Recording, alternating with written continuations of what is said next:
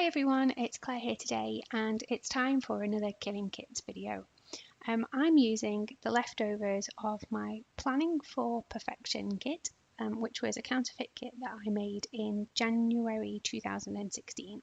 It was quite a big kit, and if you watched the last video you'll have seen me make a start on it, where I made some cards and some handmade embellishments, so do check that out if you've not seen it already. Today I'm making a start on those little strips that you get at the top of your 6x6 pads and your 12x12 pads, but that have, that dastardly hole at the top where you can hang them in shops, and nobody knows what to do with them because that hole gets in the way. As you can see, I kind of started by sticking them down onto an old piece of cardstock and running them through my machine on a zigzag stitch. You don't have to have the sewing stitches in there at all. This works perfectly well without the stitching. It's just a little detail that I like to add to most of my projects. What I'm going to do then is kind of cut this in half straight through those annoying holes, and use the base of the cardstock as a tag, basically. You could use a tag shape if you've got a tag die.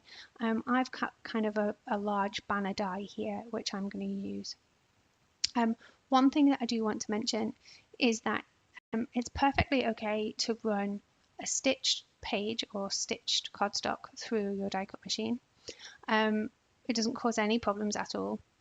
It's just that the die cut might not cut completely through all of the stitching, and you'll be able to see basically that I'm kind of cutting it out where the thread hasn't cut. So it just takes a little bit of extra work and a little bit of extra trimming. I'm then going to decorate these tags with, again, some of the leftovers. You'll have seen me make a bunch of kind of handmade embellishments in the last video, and I've got some of those left over. I've also got a little bit of a sheet that had some phrases on, like kind of darling and hello and things like that, so I'm cutting that down. It was a lot easier with the scalpel than it was trying to cut down a small piece with the trimmer. So if you haven't got one of those, highly recommend it. Makes life much easier. And I can't cut a straight line with scissors, so I do have to have a steel rule. Once I've decided on the placement of my embellishments, I'm just basically going to stick those down, as you do. And then I'm going to add a few embellishments from my stash. They weren't in the original kit, but all the leftovers for this kit were paper and I didn't have any extra embellishments. So I've just plucked those from my box of embellishments. I have a few that I need to use up. I'm just going to add some of these kind of sparkly enamel dots just to add a little bit of interest to the tags.